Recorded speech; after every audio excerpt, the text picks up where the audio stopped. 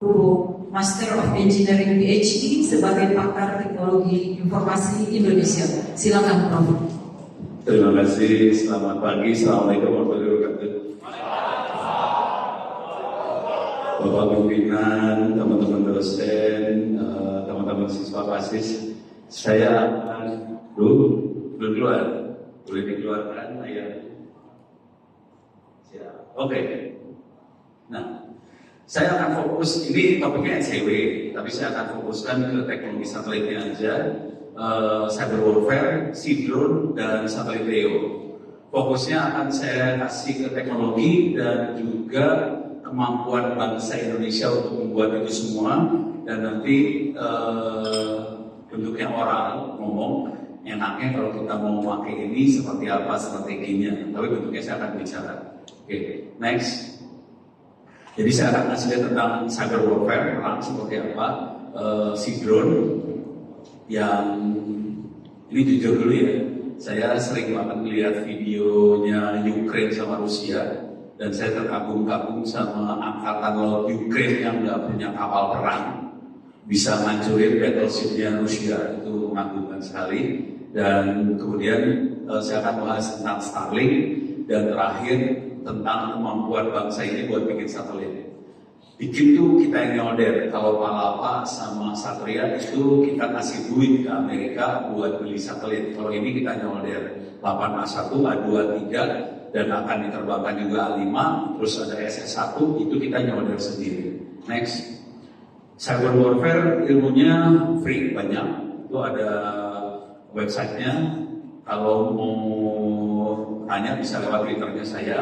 Ada course-nya juga free, ada buku pegangan penanganan insiden cyber, itu bisa dibaca sebetulnya di open course di TTS ACD, tapi kalau mau beli bukunya ada. Oke, next. Nah ini free, gratis. Silakan kalau bapak-bapak, ibu-ibu mau uji nyali, mau nyoba ketangguhan, silakan kerjakan kuliah cyber security di sini. Boleh nyontek. Ujiannya boleh dikerjakan berulang-ulang. Saya kasih tahu proses yang terjadi. Next. Ada, mudah-mudahan baca angkanya di situ 20.600. Hari ini itu dibuat, saya screenshot pada saat saya masukin slide ke SESWAL. Hari ini ada 21.000 orang yang ikut. Next, yang lulus 24 orang.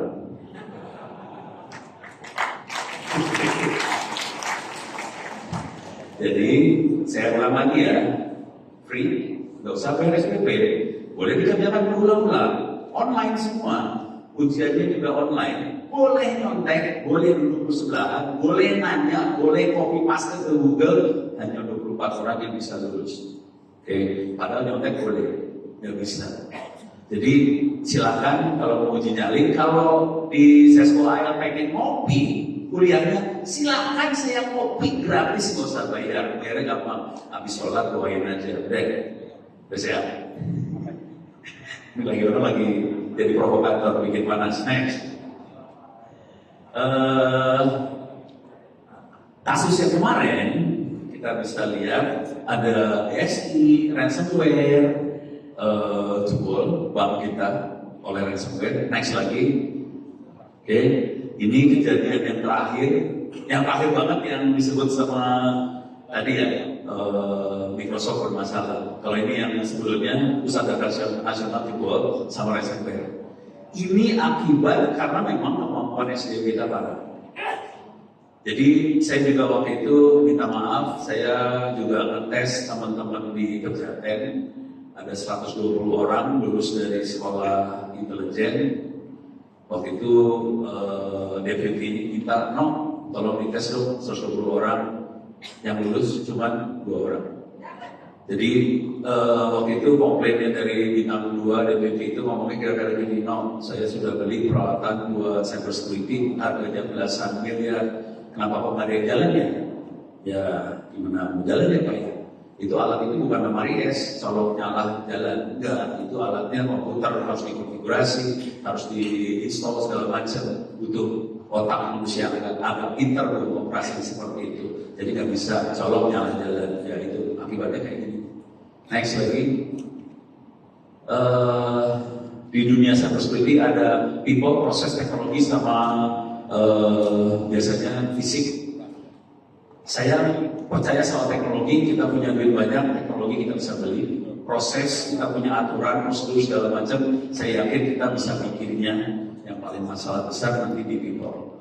Karena kita punya orang banyak, tapi yang punya kemampuan sedikit. Itu yang jadi masalah waktu kita akan operasional. Masalah besarnya di people. Dan saya sering kali ke mabes segala macam, masalah besar lagi di people. Bukan masalah manajemen sih. Orangnya memang kemampuannya nggak sampai situ. Jujur, kalau saya ke mabes ngajarin cybersecurity, saya lebih gampang ngajarin apa ya, balok-balok itu, tama ya, dari SMK itu lebih gampang ngajarin, karena masih ini banget ya. Cuman kalau baru minta maaf kalau udah perwira pusing saya, lebih gampang buat ngajarin bikin anggaran soalnya jadi. Sorry. Aduh, video lagi ngomongin. Tempatnya militer bahaya. Next. Jadi, kalau kita lagi operasional, yang penting adalah planning harus benar. Nanti implementasi, cek, kalau ada apa-apa, Oke, ini siklus ini jalan terus. Siklusnya muter terus. Dan ini, kalau serius bisa dibaca di buku saya, coba next, perhatikan bukunya. Ini bukunya. Saya ulang lagi, bukunya namanya buku pegangan insiden cyber. Materinya sebetulnya ada di opencourse.itts.ac.id free. Kalau bukunya berbayar, harganya kalau lagi sale sekitar 60.000, 70.000 rupiah. Kalau lagi nggak sale sekitar 90.000 rupiah. Penelitian dari Jogja, Andi Osen. Next lagi. Oke, sekarang kita masuk ke yang menarik buat saya melihat Ukraine sama Rusia perang. Jujur saya senang banget sama Ukraine yang gak punya angkatan laut tapi bisa menenggelamkan battleship-nya Rusia itu keren banget. Kuncinya ada di jet ski, pakai webcam, pakai Starlink, pakai rudal, warhead-nya rudal ditaruh di jet ski. Gila tuh orang itu. Jadi rudalnya ditaruh di jet ski, dijalanin di jet ski. Next, ini makhluknya. Jet ski itu bawahnya, taruh rudalnya, itu di belakang ada kotak. Ada kotak itu ada Starlink ditaruh di sana. Jadi jalan ya. Cuman Ukraine bisa seperti itu karena Department of Defense-nya US alokasi anggaran support buat Starlink dipakai militer. Kalau kita di Indonesia memakai seperti itu kayaknya bakal diputusin sama US. Kira-kira kayak gitu. Tapi jujur dulu ya, teknologi Starlink bukan teknologi jelek, bagus banget. Kalau saya cenderungnya kita colong teknologinya, gitu. Next. Ini drone-nya, dan ini ngancurin battleship. Cruiser ada berapa yang hancur? Kalau nggak salah ada belasan kapal perangnya Amerika, Rusia tenggelam oleh makhluk yang harganya cuma berapa puluh dolar, berapa ratus juta rupiah, gitu ya. Next. Starlink, kita lihat Starlink sekarang. Next. Ini kecepatannya dia 170 mega, average throughputnya, download 300, upload 17, maksimum upload 60, latency segala macam bisa kita lihat. Nggak penting. Next. Waktu meluncurin, dia langsung meluncurin ratusan satelit sekali terbang. Jadi sekali roketnya diterbangin, itu yang SpaceX terbang, langsung ratusan satelit kecil-kecil banyak diterbangin. Makanya dia punya ribuan satelit sekarang di atas. Oke. Pertanyaannya, apakah kita bisa bikin satelit seperti itu? Jawab singkatnya, bisa. Cuma kita tidak didukung untuk bikin itu. Itu aja sih. Saya pernah dekat sama teman-teman 8 yang memang bikin satelit dan saya juga terlibat di pembuatan satelit 8A2. Jadi saya tahu benar kemampuan bangsa ini bisa sih sebenarnya. Asal kita betul-betul di IOP buat bikin. Hari ini kita kurang di IOP lah. Next. Nah untuk bentuk topologi komunikasinya, orang berpikir seringkali kalau ada satelit Starlink di atas, kita naik ke satelit, udah gitu antar satelit relay satu sama lain sampai Amerika turun ke internet di Amerika. Kenyataannya nggak seperti itu sebetulnya. Jadi sebetulnya itu yang ada tulisan UT adalah user terminal. Jadi stasiun buminya punya user, naik ke satelit, terus masuk ke gateway. Gateway adalah gateway, bentuknya stasiun buminya punya satelit, lokasinya harus ada di situ juga. Kalau Ukraine kemungkinan nggak ditaruh di Ukraine, kemungkinan ditaruhnya di Georgia, turunnya di sebelah sana. Kalau di Indonesia, mereka merahasiakan lokasinya. Tapi di antara teman-teman bilangnya kayaknya ada di daerah Bogor, Cibinong, daerah sana. Tapi kita nggak tahu lokasi benernya, karena biasanya dirahasiakan seperti itu. Dari gateway itu kita turun ke fiber optic. Jadi sebetulnya Starlink cuma kayak relay di atas yang terbang dan banyak. Nanti untung-untungan si user akan naik ke satelit turun ke bawah. Bagusnya cantiknya ini berarti si UT tadi bisa ditaruh di kapal. Karena di kapal kan butuh komunikasi. Di kapal bisa masuk dengan kecepatan ratusan Mbps, kira-kira gitu. Next. Starlink juga bisa, ini ada tulisan, ada Starlink yang satelit-satelit yang warna, apa sih namanya? Warna biru dan ada yang warna coklat. Warna biru ada sambungan antar satelit, itu adalah laser. Laser nyambung komunikasi antar satelit. Teorinya seperti itu. Jujur, kita udah pernah nyoba di darat, bukan di udara, bukan di angkasa. Kita nyoba di darat pakai laser, ngarahin ke satu titik, susahnya setengah mati. Jadi teorinya Starlink bisa pakai laser antar satelit, juga mereka kalau terbang bisa rendengan banyak, nanti ada rendengan kedua banyak lagi, kira-kira banyak rendengan-rendengan kayak gitu. Jadi bisa dalam satu paralel atau dia cross antar dua paralel satelit tadi, bisa kayak gitu lasernya, terus baru masuk ke bawah ke gateway. Kira-kira teorinya kayak gitu. Cuman jujur bagian yang ini saya belum 100% percaya kemampuan dia sampai segitu.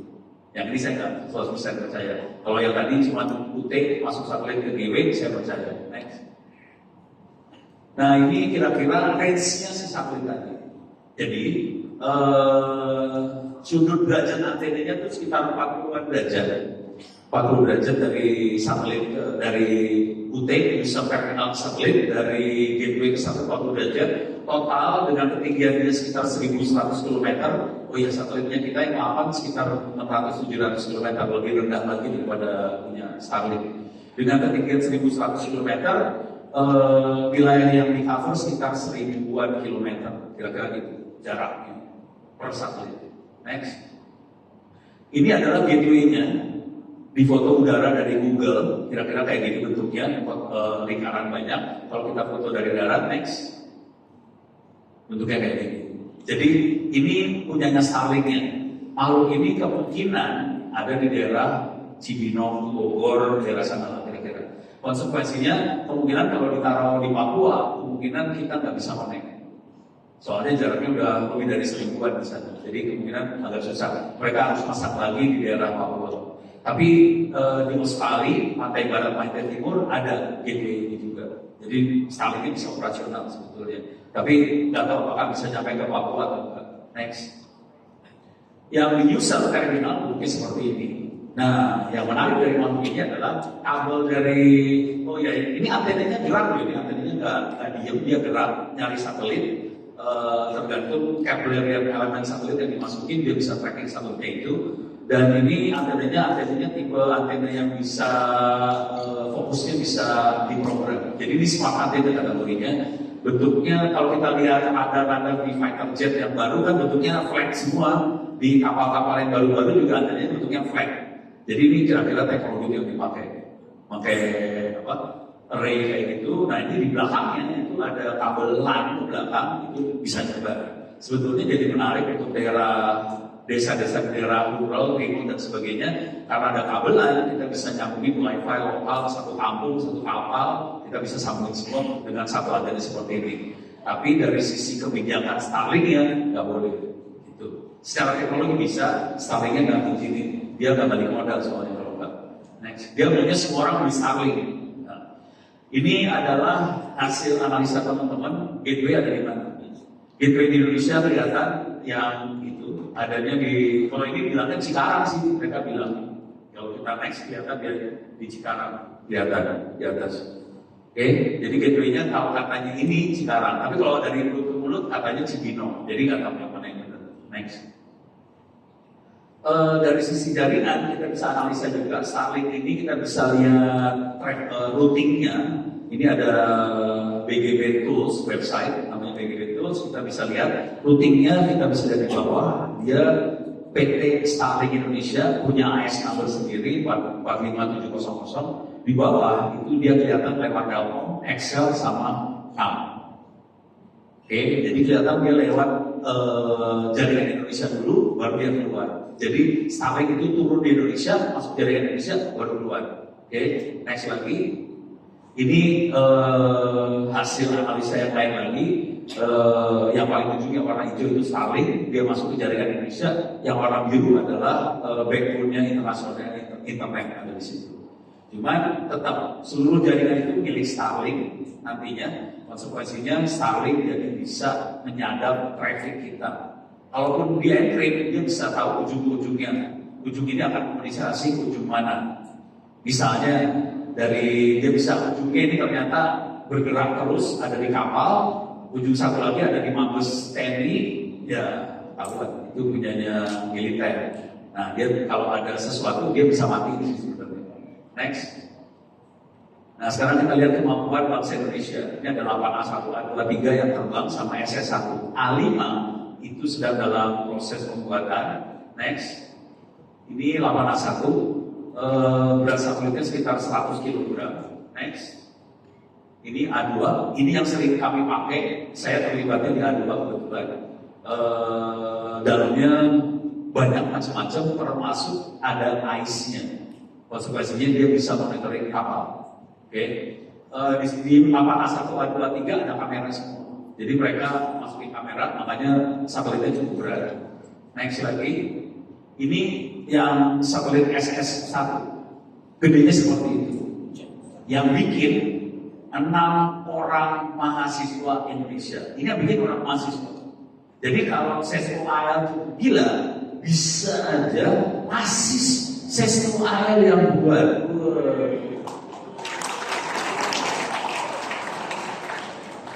Masa kalah sama orang mahasiswa ya? Bikin panas orang. Next. Ini sebelum mereka terbangin satelitnya. Ini kalau mau tahu bikinnya 6 tahun sih. Padahal segini-gitu doang, bikinnya 6 tahun lama anak-anak itu. Ya namanya juga mahasiswa, bikinnya di garasi, nasi di garasi beneran. Next. Oke. Kalau yang ini 8A2, waktu kita mau terbangin, jadi kita nebeng selalu. Kalau tadi satelitnya punya Starlink kan langsung banyak satelit Starlink terbangin. Kalau ini kita nebeng sama roketnya India, itu ada Astrosat, yang bedanya itu Astrosat. Satelitnya kita yang kecil di bawah. Next. Mohon maaf, Profesor, 5 menit. Oke, siap. Gue pikir udah habis. Ini tempat muatannya, tempat payload roketnya, kelihatan ada satelit gede, satelitnya kecil. Total biaya dari 0 sampai meluncur satu satelit 3 miliar. Tapi 3 miliar karena kita banyak banget payloadnya dalamnya, ada TV dan sebagainya. Ini jujur ya, satelitnya salah satu misinya buat mata-mata juga, jadi makanya isi TV dan sebagainya. TV lagi kamera. Jadi nanti kita bisa lihat hasil kameranya seperti apa. Next. Nah, ini ada 2 jenis orbit satelit kita bisa milih. Sebenarnya orbit satelit banyak tipenya. 8 ada 2 orbit yang di eksperimen. Yang warna merah itu namanya orbitnya di ekuator. Ekuator artinya orbitnya di khatulistiwa. Konsekuensinya dia lebih cepat, lebih sering kita bisa lihat di atas Indonesia. Jadi nanti yang konstelasi 5 satelit 8A5 kemungkinan besar kita akan lempar di orbit ekuator semua. Jadi akan lebih gampang melihatnya. Cuman kondisi hari ini, saat ini anak-anak lagi merancang untuk data kecepatan rendah 1,2 kbps, jadi belum megabps. Sementara Starlink kecepatannya megabps. Nah ini kita harus negosiasi supaya bisa kecepatan tinggi. Cuman anak-anak belum menguasai banget yang kecepatan tingginya.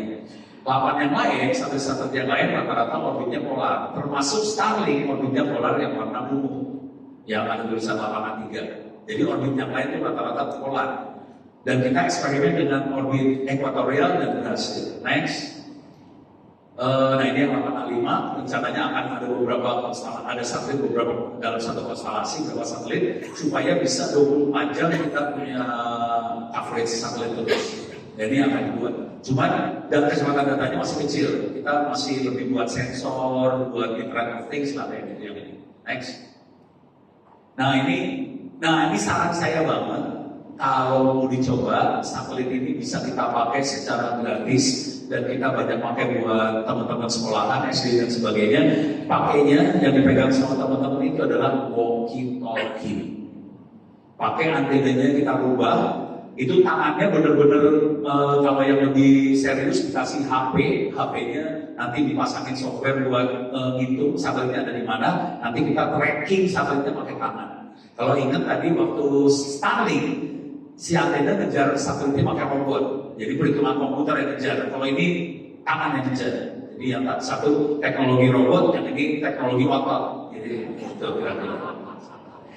Dan ini murah banget dan kita pakai banget ini buat mainan. Nah, ini saran aja buat teman-teman di Pasis kalau mau nyoba semurah ini. Walkie-talkie-nya walkie-talkie Bofeng, harganya sekitar 200.000, murah. Nice. Oh di atas itu ada relay FM ya, makanya bisa ini.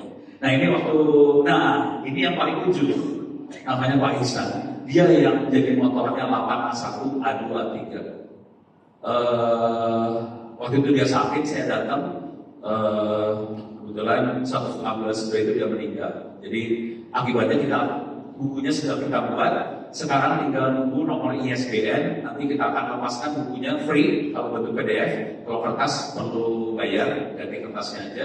Tapi itu akan free bentuk PDF. Itu akan menceritakan kisah proses perjuangan membuat dan mengoperasikan satelit sendiri. Kita bisa. Next. Nah ini di dalam satelitnya 8A2 dan A3 ada ICE-nya. Jadi kita bisa monitoring kapal. Next. Ini yang 8A2 ya. Kelihatan kapalnya dari mananya, pergerakannya di mana aja, tapi hanya katulistiwa aja. Yang 8A3 lebih parah. Next. Kita bisa lihat kapal seluruh dunia jadi. Gitu ya. Keren loh ini. Bikin sendiri. Bangsa Indonesia. Luar biasa. Next lagi. Nah, dari data ICE itu dikumpulin ke Raja Bungur sebetulnya. Mereka kumpulin dia pakai S-Band buat loading ICE, data ICE. Jadi semua hasil monitor ICE-nya disimpan di komputer onboard di satelit. Kemudian pas lewat Raja Bungur diturunin semua dan itu kita lempar ke Bakalan sih sebenarnya. Ya, jadi tekniknya kayak gitu kira-kira. Next. Ini hasil fotonya, ini Gunung Merapi di Jogja, foto udaranya kira-kira gitu dari satelit. Kalau yang ini adalah Next. Nah ini yang sebelah kiri itu Monas, kelihatan dari satelit. Saya cukupkan sampai sekian dulu, mudah-mudahan bisa memberi gambaran tentang perjuangan bangsa Indonesia dan mudah-mudahan semua bisa bermanfaat. Terima kasih Profesor. Selanjutnya materi ketiga tentang pengamanan data dan informasi yang akan disampaikan oleh Bapak Ibu Rangga Wiradinata SST, Kepala Balai Deteksi Sinyal BSSN Batam. Silakan.